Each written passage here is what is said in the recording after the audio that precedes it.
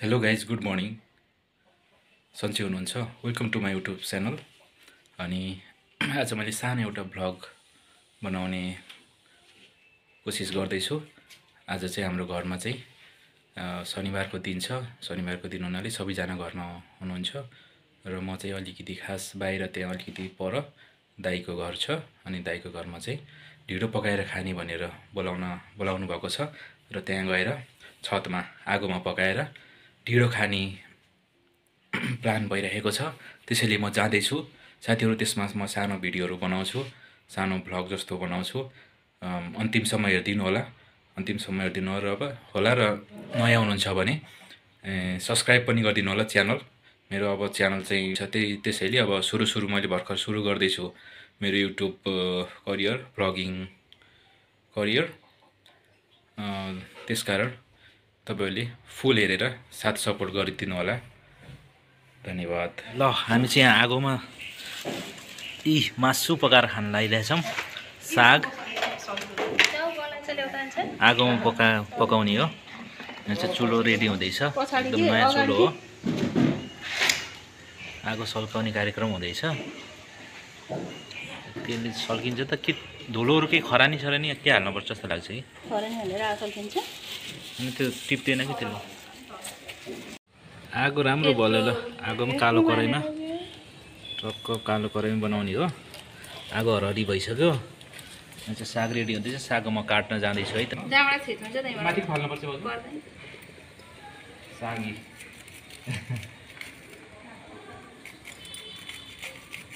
कत्रो बनाउने हो?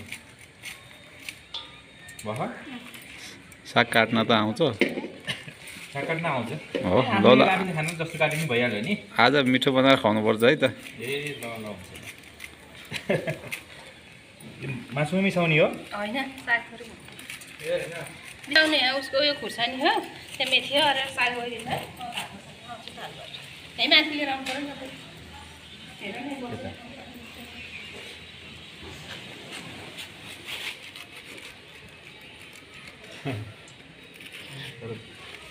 मसिनो भयो कि ठुलो के भयो त?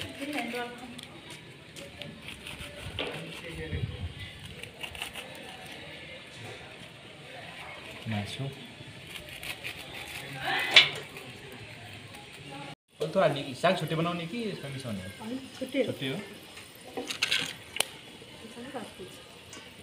दाइको लागि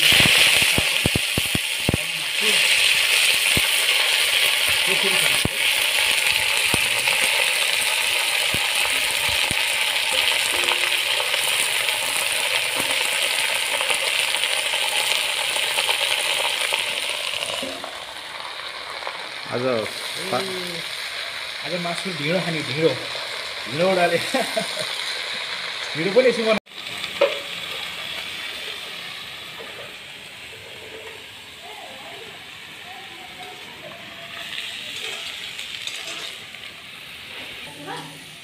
हामीले घरमा आज पकाएर खाने कार्यक्रम हुँदैछ। छतमा हो। यहाँ चाहिँ पकाउँदै हुनुहुन्छ हामी दाइ दिदी भाउजू। हामी सबै यहाँ चाहिँ लागि परिरहेका छौँ। के हो यो? वाउ, अचार, टमाटरको अचार होइन, टमाटरको अचारी। वाउ, यहाँ चाहिँ फेरि साग र के हो यो? काउली आलु ए गाबा कर्कलो गाबाको सब्जी। त्यसो भने ढिँडो त ओहो हो, त्यो चाहिँ भात रहेछ।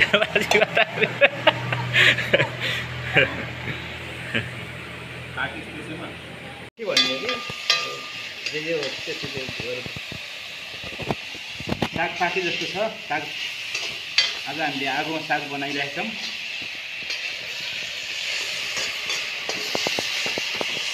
पाके जस्तो छ है। अब त केमा हाल्ने हो यो? यसमा त्यसैमा हालिदिउँ न त। निकालिदिउँ त? हुन्छ, निकालिदिनु हुन्छ। अब यसपछि मासु बनाउने हो। मासु बनाउने अब यस मासुको पाला आयो। यसपछि अब यसमा मासु कुखुराको मासु रेडी छ। मसला रेडी छ। त्यसपछि के बनाउने हो नि फेरि? त्यसपछि ढिँडो त्यसपछि ढिँडो खाने ओहो दाउरामा पकाएको ढिँडो आज है बेग्लै हुने भयो त जाडोमा ढिँडो साह्रै मजा आउँछ ग्यास पनि निको जस्तो छ ग्यास होइन दाउरा सधैँ ग्यासमा पकाएको भएर ग्यासकै याद आयो दाउरामा पाकिरहेछ ग्यास नभनौँ के छोडिहाल्यौँ है प्योर तोरीको तेल दाउरा है अब मान्छे पनि प्योरै पऱ्यो कि अब अलिक के गेडागुडी प्याज प्याज काटेको काट्यो हुन्छ है प्याज कटिङ चलिरहेछ अब चाहिएन त दाइलाई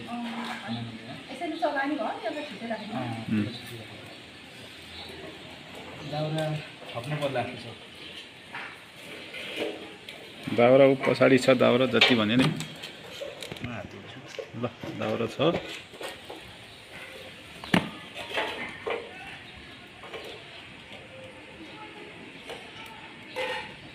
आजको पकाइ चाहिँ खत्रै होला जस्तो छ है आज दामी हुन्छ आज धेरै वर्षपछि ढिँडो खान लागिएको छ यो पनि आगोमा पकाएको एकदम अर्ग्यानिक पहिला पहिला गाउँको एकदम याद आउने हिसाबले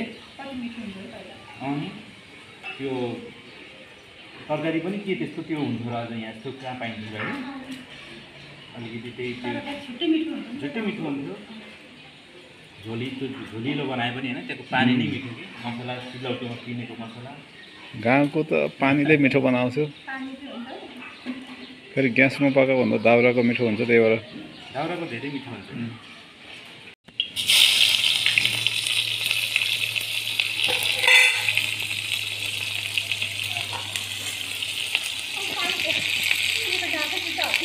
ए गर्नुपर्छ है धेरै नै हालिदिनु हुन्छ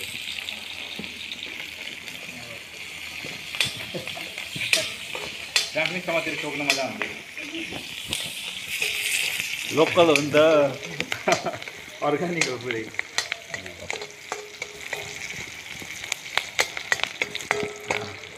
त्यो अलिअलि रातो रातो हुन्छ अनि त्यसपछि मासु हाल्नुपर्छ है त्यो गेडागुडी त्यो जिरा रायोहरू त्यस्तो भयो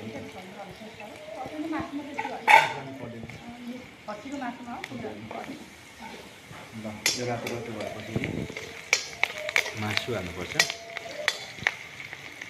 पछि अदुवा लसुन ल मासु पुरा मासु छातीको परेछ मासु छ हड्डी छैन आज हाम्रो बुढोको त्यस्तो घरमा चाहिँ हामी चाहिँ यहाँ त बोइलर खाँदै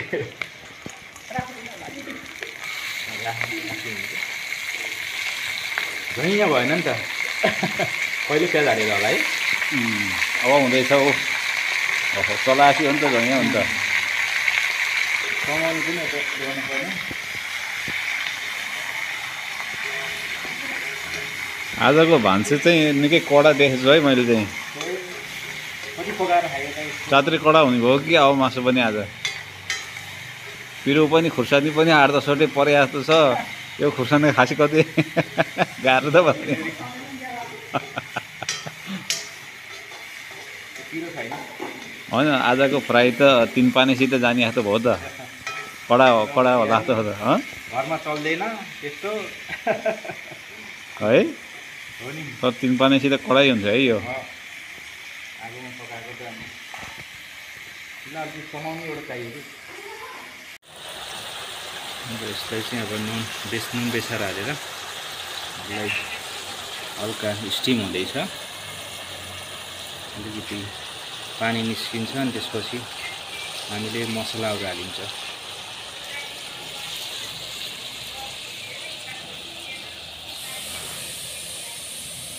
प्याज धनियाँ अदुवा लसुन के हो जस्तो छ मसला त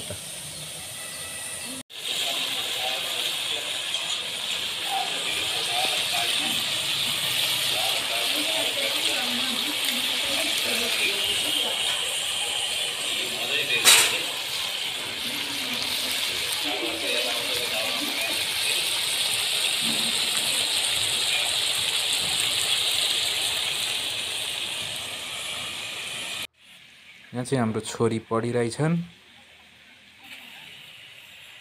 दिदी पनि मोबाइलमा व्यस्त हुनुहुन्छ, दाइ पनि मोबाइलमा व्यस्त, सबैजना व्यस्त हुनुहुन्छ। म चाहिँ यहाँ कुकिङ गर्दैछु। दाल फ्राई हो यो चाहिँ। यहाँ चाहिँ अब गाबाको अचार, होइन, गाबाको सब्जी, आलु सब्जी, यो चाहिँ भइहाल्यो। यो साग, यो चाहिँ टमाटरको मासु चाहिँ भर्खर भगवाको पाकिरहेको छ आगोमा।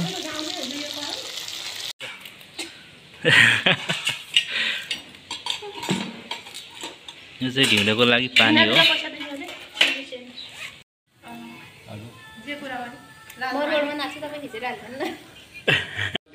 ढिँडोको रेडी छ यहाँ।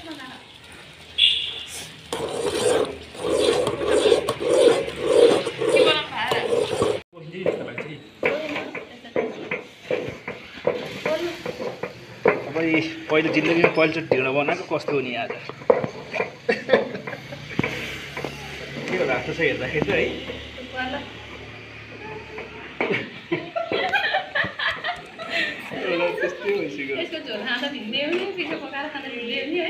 है। ढिँडोसित खाने चाहिँ के हो आज, के बनाएको छ?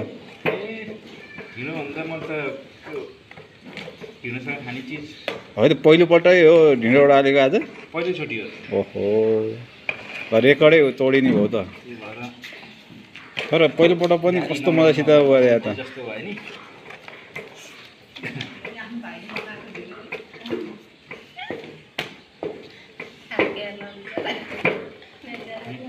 मिसो नजाने भयो त मेरो लागि सबै।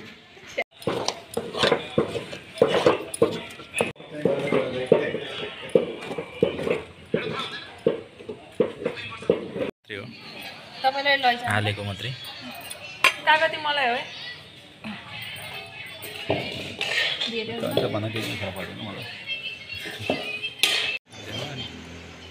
खान्छु एक दुई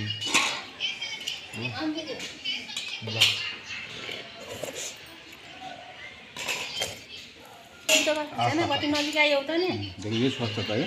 ओए चाले यता आऊ न यस्तो नजिक राम्रै आउँछ